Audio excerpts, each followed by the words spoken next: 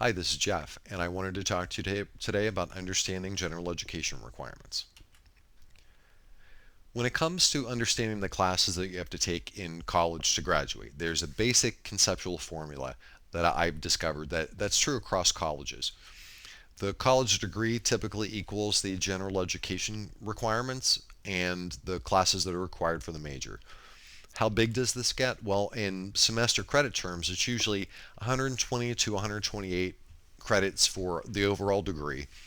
The general education component can vary, ranging from 50 to 76 or more gen ed credits, and then another 36 and up for credits for the major. But we're going to be talking here today.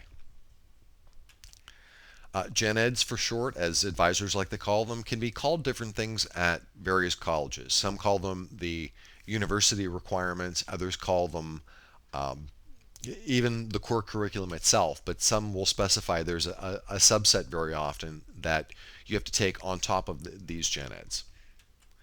The numbers are going to be higher for the quarter system because one regular class equals 4 units versus 3 credits for one class in the semester system. So you have to shift your math upward if you go to a school that uses the quarter system.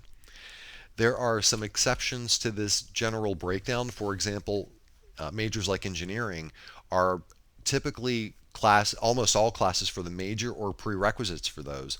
And very often you'll have maybe 1 or 2 general education classes on top of all these other classes for the major. So there are exceptions to this rule that I'm discussing now. And then finally general education classes are typically composed of different topic areas. So common topic areas for Gen Eds, natural sciences, and these are classes like biology, geology, chemistry. Expect to take at least one class with a lab, but some colleges will require three or more classes, and very often they they may actually require 2 lab classes. So every college is different depending on where you go. Social sciences, and some colleges call these behavioral sciences. Psychology, anthropology, sociology, even economics can be listed in there. So 1 to 3 classes in that category. Humanities, philosophy, history, international studies, East Asian studies, usually 1 to 3 classes depending on the college and depending on the other classes in the gen eds that you choose.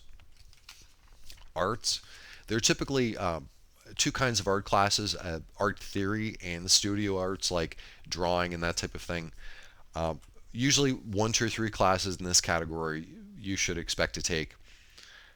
Foreign language, and not all colleges require a foreign language, while some do.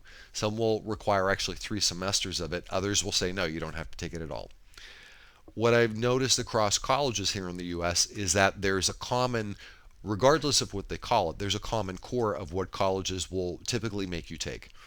English Writing 1, and some will call it English Composition 1, Writing and Rhetoric 1, a lot of different names for essentially the same class. Public speaking is a commonly required class as part of this basic core. College algebra, you should at least expect to take college algebra before they'll let you graduate. That's usually the basic minimum. Other colleges may make you take religion classes, like if they're a private college and they have a religious affiliation. So in this common core, usually 6 to 18 credits is what you should expect to take.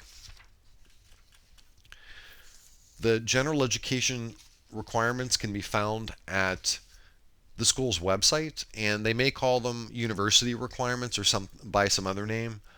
Typically, it includes a subset, like I mentioned, of the College Writing 1, College Algebra, that I think of as a core, but they may call it something else or embed it in some different ways. These general education requirements can be half or more for some majors, and so you might be surprised if 2/3 of the classes you take have to be in gen eds. Finally, in order to find out the general education component for a particular school, if you just do an internet search and go to their website, again, they may call it by different things, but conceptually it's that general education component. Thank you very much, and I look forward to making the next video for you.